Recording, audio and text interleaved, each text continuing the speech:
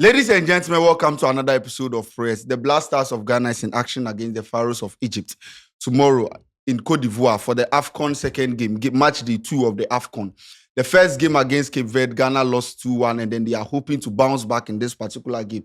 There are a lot of stories and reports from Abidjan. We have our reps on the grounds that have given us updates with respect to their training. Since Ghana lost the match against Cape Verde, they've tweeted just once for the training. We lost the match on Sunday. Monday, Tuesday, they have not posted anything.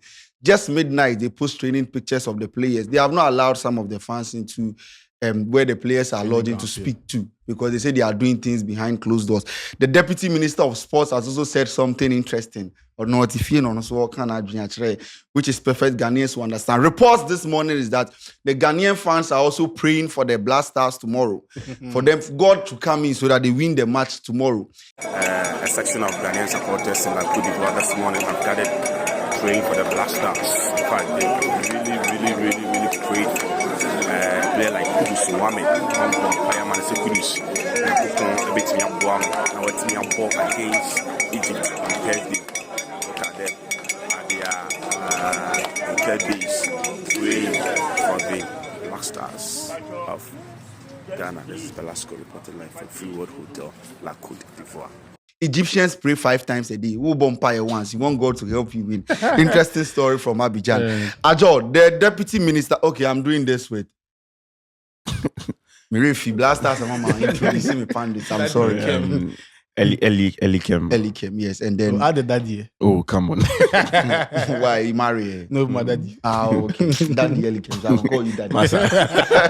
Yes. And then our head of sports, the King Ajo. The Deputy Minister of Sports said something. Say the current state of the Accra Sports Stadium will be the same as the Abidjan, the Omodi host the Afcon 2023. And I've seen people bash him on social media. Do you think, and he said Ghana will develop our stadiums. If we develop our, we will host Afcon very soon. I know the next time Ghana will host Afcon will be like 20. Now you want to. Now I want to, yes. I know get woman say, but that time now you want to. Tell me what you think of what the Deputy Sports Minister No, said. they hear, Scanty, no, they hear. This is the time you can't talk things we go distract the fans. Then no, they hear. It not be truth. Why they lie? We have seen the Abidjan Stadium. We see the stadium for the... No, but the one where even Egypt play for tops of, it better pass Accra. Oh, exactly. So why is he lying? So that far, the current state of the Accra Sports Stadium is better than, oh, Charlie, come on. We better pack fresh at the about competition. We'll say, oh, yeah, better. We have stone back to 2-2. What make you do again? Or make you last give you. One approved fan games, the Presect FC be better. You can compare it to it. But do you think what he said it at the right time, or you know the need? Or he just won't take the attention from the football, take go the pitch? Is it the Deputy Minister of Sports? Yes, Deputy Minister of Sports. He's just doing politics with all this. People are bashing the government because of the nature of the park, so he has to come out to defend. This is just how I want to see it. Look, the truth is this: even when the Accra Sports Stadium was built afresh for the 2008 tournament, that was in 2008. When Claude Leroy, coach of Ghana Black Stars, played on it, he described this as a potato farm. So you see, even when it was fresh, he described it as a potato farm. So the quality of the pitch has been poor for so long, and it's due to neglect from both the ministry and the National Sports Authority. And that's just another matter to talk about. If we want to talk about the neglect of the National Sports Authority, we'll need 3 hours on this show. We can't finish. So let's just take what he says with a pinch of salt. He's just doing politics. No, they hear. All right, but since Ghanaians they pray for Abidjan, we too, I think we foresee a 30 seconds prayer for the players. You go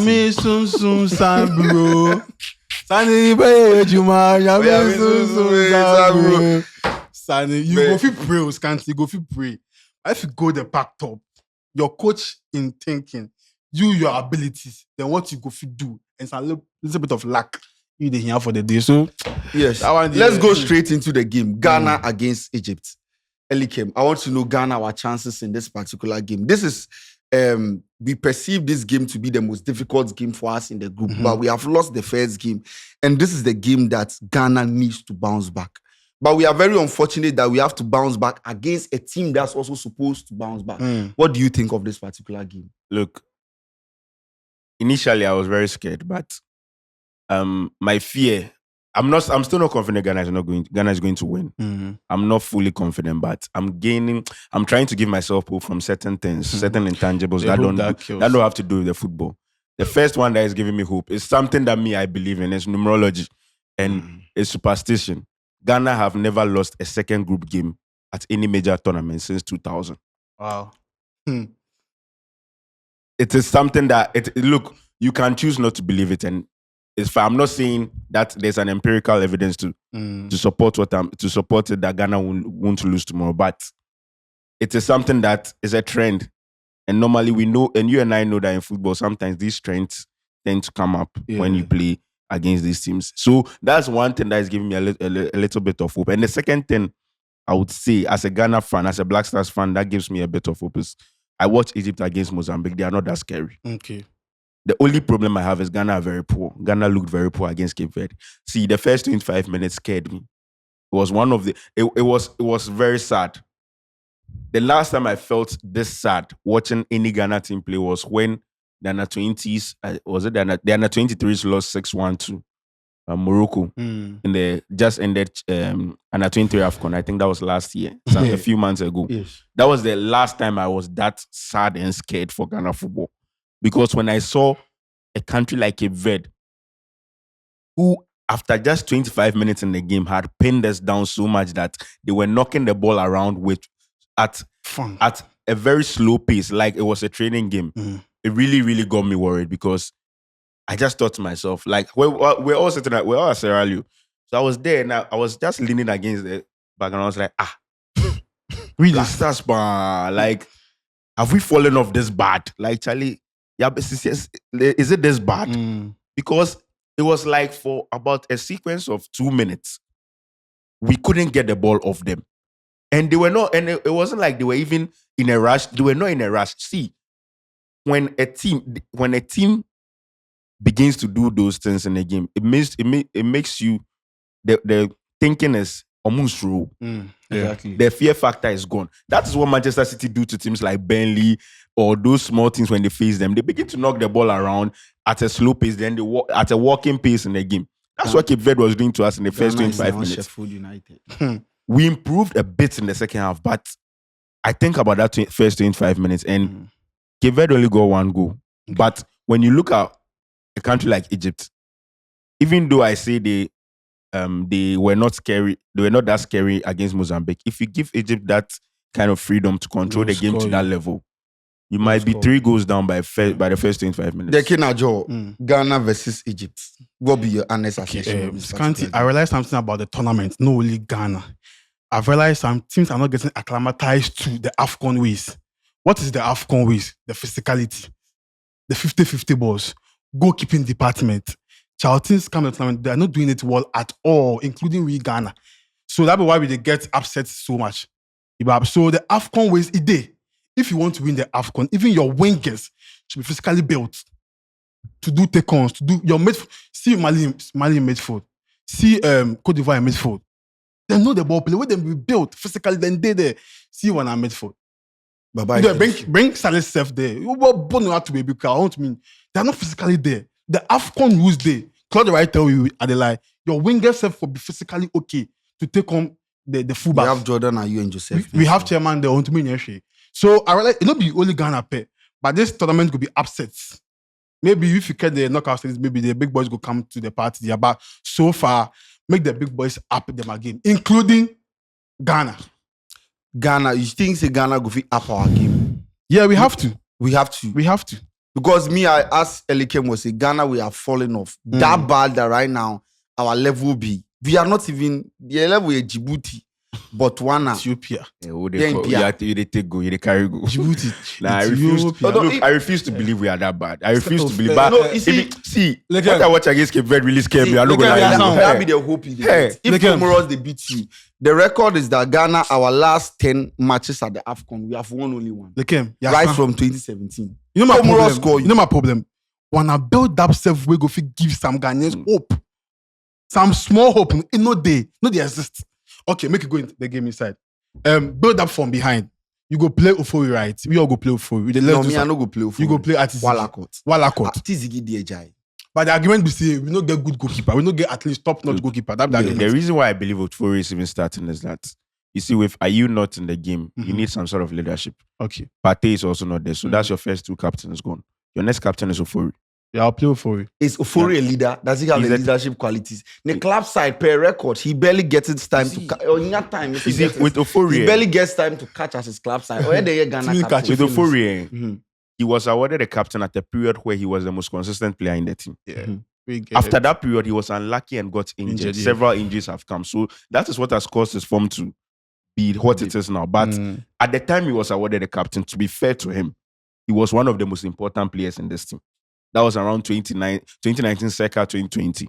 He was one of the most important players in this team. So I wouldn't really fault the captaincy that much. But as of now, his form has declined. There's no denying that. Even the first goal he considered was his fault. Yes. We cannot deny that. The captaincy should have been for Jordan Ayew in matches like this. But Ghanaians will have a different. He's not a natural leader. That's a That's good the shout. problem. He's not a natural Now, leader. goalkeeper or natural. At least, the guy I tell you for HFC, if you don't get captain for the packed up, you don't get somebody who can control the game, they give the goalkeeper. He they see everything for the packed up. He Naturally. not see anything. The goodest goalkeeper don't see anything.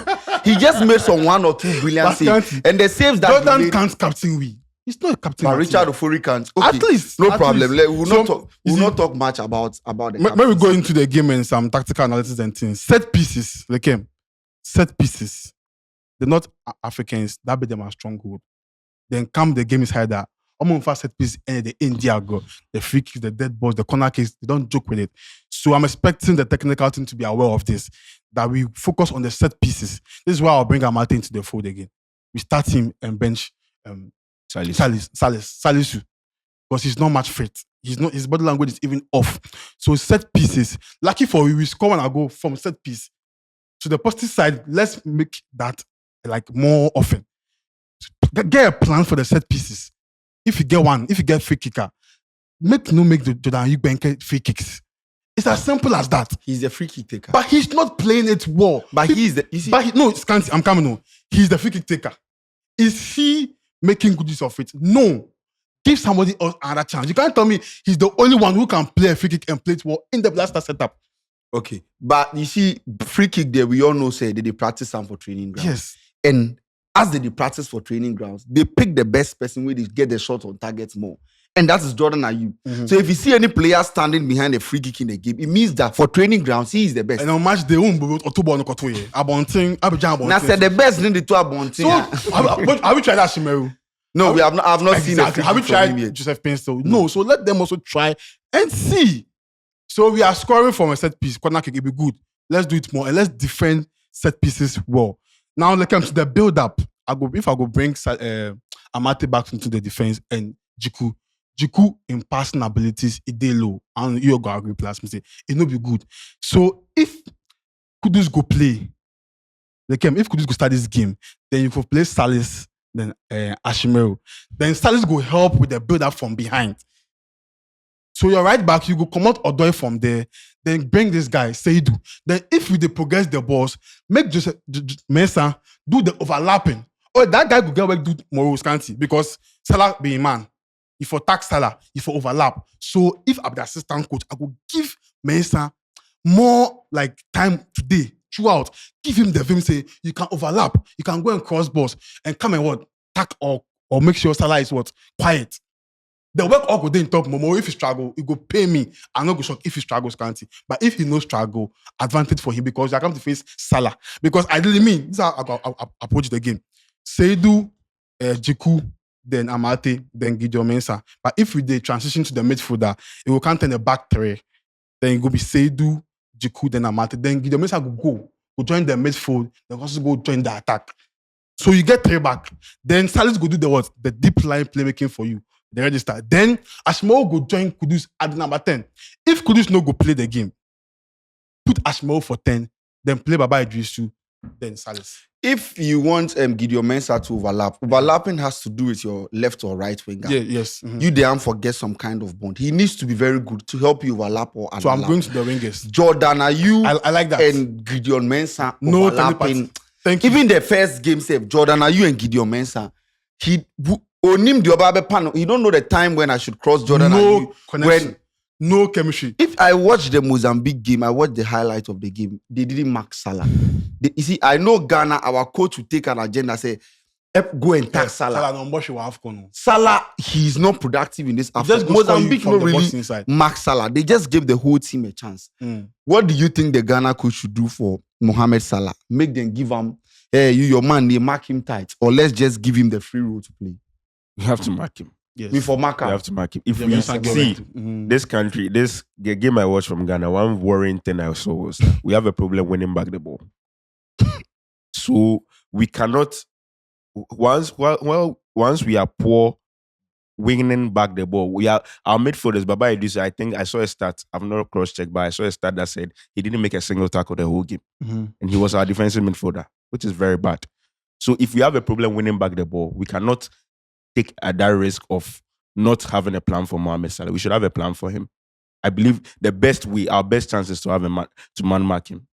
Put someone on him. But who do you suggest? Who do you think Gideon would do Mensah that job? Asante. Gideon Mensah is our best left back, right? We If don't have any Gideon other Mensah option. is supposed to mark Mohamed Salah, then overlapping him the same time will be a problem. That's what I say. But do you know that the one interesting thing I saw about how Egypt set up with Salah, and even Liverpool do this at times, he doesn't occupy wide positions. Exactly. He drifts in central. The luxury for you to He overlap plays is up. there. That's why the last time there was a discussion where someone said Salah is playing almost like a centre forward. And he does that at Liverpool, and he's doing that at Egypt too. He takes central positions more time, or on an average, he's always in between the left back and the left centre back. Yeah. So if you are, it's not like he's wide out. He's out wide for Gideon Mensah to be on. He drifts inside. So with that way, I think it's the job will fall on either. I don't know if it's Salisu that is going to start or Amate Amati. should start. If it's Amati, the two of them will have to have a plan for him. Yes. Because if we are going into this game allowing Salah to be free, it will be a recipe for disaster. Because my mentor may build up also from All the right. defense. So from the defense, now you have Gideon Mensah, Amate, Juku, and Seidu. So I talk on if Kudus go play, then you go play. Is he fully fit? That's what we are saying. Yesterday, per reports from the training ground, he did train very well with Yes. his team. Please, Is he fully if he fit? won't play, make you no go play that Ghana Rashford for 10. It be 0. Connings Daifa. We beg you, make Ashmore go 10. Salis then Baba Idrisu then play before. And see, Baba Idrisu is not a bad player. The reason why I felt like he struggled because there was no time to come deep and take the balls and let him go and let him do his job as number 6 and just cut and pass. You get it? So if you could play Gideon Mensah for the left backer, you don't put Jordan Ayew as his partner on the wings. You put Pinstone there. He be speedster. You go fit invert, make it come. But if you put Jordan there, Obama return balls and now pressure all left back and so can't you fool me? So if Ayew go play this game, put him on the right, Pinstone on the left, your Kudus at 10. Semenyo or Inaki make anybody start because we will get our goals from our wingers and our number 10 in Kudus. But if Kudus won't play the game, put Ashimero there. Before we go to our possible lineup, Egypt, they are set up before. Egypt, they are set up before 3-3. Mustafa Mohamed, number 9. Salah left. Trezeguet, El Nini. They have Zizou and then Ahmed Fati in the midfield. 4-3-3 flats with the formation that they play. Ghana, as usual, we'll go with our 4-2-3-1. Ghana, should we penetrate from the middle or we should go from the wings? The wings are our best too. Yeah. Because But the wings, they are not being productive enough. see, that's why I after this one, the Cape Verde game, I said I've lost hope in Chris Hughton. Because it was very clear what I just said, it was very clear for everyone to see. Jordan does not perform well on the left. If you want to keep Jordan in at all costs, play him on the right. Because at Crystal Palace, he's a very good crosser of the ball. And a friend of mine was making a point to me that if you watch him very well at Crystal Palace, when he's crossing from the right, he does this variation of crosses where he can either cross it into the 6-yard box or far post. And And if you watch Crystal Palace very well, it's always Edward who is receiving the ball at the far post. I like that. And True. it is very true. So, see, we can speak about Jordan every day, but he has some qualities that can certainly help this Ghana team. I agree. And I feel one of the mistakes Chris Hughton made on Cape Verde was he exposed the guy. He didn't help his players at all in that match. And just to diverge a little bit, on that Cape Verde game, Chris Hughton, Jordan Ayew and Ransford Koningsdorfer, he's the reason they got exposed. Let me start with Jordan.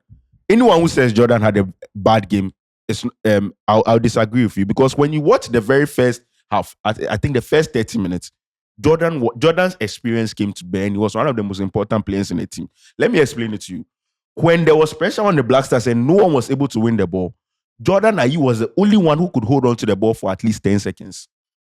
None of them were. True. Even our defensive midfielder. That's the problem. Make us ask a question. Why does he not feel like I can take the fullback on? No. Hey. When there's a I don't even Ajo, I'll answer your question. But in the first half, what he was doing, I really like what he was doing, because when there's pressure on you and when the opponent is attacking you at will, the best thing to do is to slow down the game and kill their momentum, break their momentum. He was doing that very well. Mm-hmm. But the problem with what he was doing was that whenever he held the ball, you hold the ball, you peg the defender. He's looking for someone to give you options. This is where the coaching comes in. Give them overlap.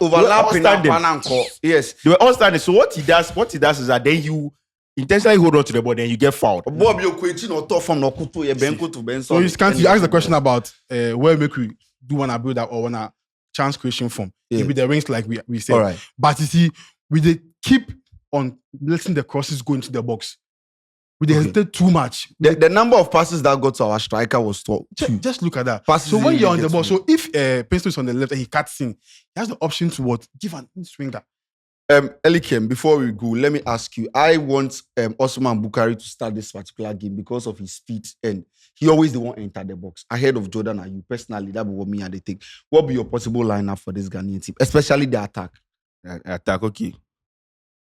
See, ideally, I wouldn't want Houphouët to start, but Charlie, the 3 goalkeepers you get, to me, honestly, I know they see the difference between all of them. Yeah. They are all if you have to pick who, see, Ghana, we are still good goalkeepers before. This 3 are no good. That's the truth. Which goalkeepers have we seen before? Oh, you see goalkeepers before. Sami Eje was a very good goalkeeper for the Ghana Black Stars. Richard Olele Kinson, I think after 2010 that he became a goalkeeper. But before 2010, catching here. At the 2008 Afcon and 2010 Afcon, Richard Olele Kinson was good for us. I could even say in qualifying series, George Owu was a very good goalkeeper for us. Yeah. So we've seen good goalkeepers before. Yes. Fatau Dada did his bit, but in the World Cup he was disappointed. They can only be true. We catch weapons while working here. Yeah. So make you move on. Make we move on. The defense. I'm not going to start Odoi because I believe the Egyptians are too fast. Look, I like Odoi's he's a very composed and experienced right back, but the Egyptians are too fast for him. I would play either Alidu Seidu or maybe even Amate at right back. If it gets to that, if Salisu must start, I'll play Amate at right back. Okay. Then I left back. We have no option because the other option is Fatau, and I'll be a bad person to put Fatau, a local player who doesn't have that much experience against Mohamed Salah. Mm. In centre back, Jiku starts. Maybe Salisu, yes. No, Amate, 100%. Yeah, if Amate doesn't play the right back, then Amate should play. Then the defensive midfielder. I don't want to see Baba Idrisu in the team. Okay. I believe there should be a consequence for bad performance. Okay. He was so bad, and I even struggled to see how he lasted 90 minutes in that game. So do you want Salis back? I'll play Salis. We have no option. And pair him with? I'll pair him with Ashmeru. Ashmeru, number 10. Play Kudus as a 10. See, even if he's 70% fit, we need him. Okay, wings. The wingers. Look, I'll play Jordan Ayew on the right. Okay. And play Joseph Pencil on the left. Okay. Because for about 5 minutes, I saw Joseph Pencil and Semenyo on the left. Mm-hmm. And they did very well. I would have had Semenyo on the left and played Iñaki center for a but Iñaki's cameo didn't give me that much confidence in Cape Verde. So I'll still maintain Semenyo up front, play Pencil on the left, play Jordan on the right. But if there ever comes the time where we need to sub, please do not move Jordan to the left. Okay. Because he's not that player who is good cutting in from the left. The Kenajo, you already give you your defensive setup already. Yeah. So make we know the attack. Yeah. And from the 10 they go. Yes. The midfield, if Kudus go play, like I said, I'll give Idrisu a chance again. Because I feel like when we are attacking, we need a traditional number 6 to be there. Okay. Defensively. Because Ashmeru, when it comes to defensive worker, I know they feel like that. And Salis too, defensively, he's off. So if Kudus will play, he will draw deep and pick the balls and free the DM. Yeah, not to catch you, but here's a case where our defensive midfielder is not even winning balls. He's not making tackles. I feel like with the inclusion of Kudus, he can get a good game. All right. You get it. So yeah, like Jordan, he has said, Jordan on the right wing. But you see, Scanty, Then they left today. if I'm part of the technical team, one day we will be there. Oh man. This will be my message to the boys. Mhm. Ghanaians are not stupid. Mhm. Ghana football people, they're no fool. Mhm. We are not silly. Mhm. We they watch the game fully. Philly. Paradise best here.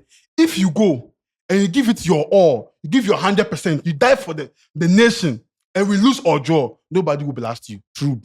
If you go there and you see that you are toiling for the blood of Ghana, nobody will come and insult you. So go out there and play with passion for us. That's what we don't want to see. It not be the like those dog boys they play like Jordan in Ono. Ghanaians are not stupid.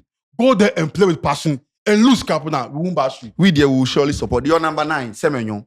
Yeah, Semenyo. Monzo frustrated guy, no. So guys, yes, Ghana Black Stars is in action. Me as usual, I still maintain my stand. Ghana will lose this particular game. The last game we are going to lose. As if Ghana score more than 3 goals in this tournament. But they came in history, no. Make my mind go. Don't worry. I think Ghana will lose this particular Let me tell you something.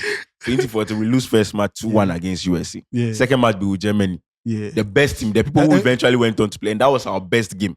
Okay. And we like the big games too. All right. Funny enough. We like the big games, but this big game is this team is not like the 2014 team. This team, the Omar Sampa. West. So guys, tell us your prediction in the comment section. If you are in Ivory Coast, just drop the flag. If you think Ghana can do it, if you think Egypt will do it, if you think Ghana will qualify, do you think Ghana will qualify before I move? Oh, it's 3 teams qualifying. Do you think Ghana will qualify? Last Afcon it was 3 teams qualified. Ghana the last. You record versus Comoros. Ghana will qualify. Count. All right. We will sit at home and do our best. We'll say we'll talk the talk. The players will have to also walk the walk. So my name is Ace Kanti. I did this with Eli Kem and then the King Ajo. We are out.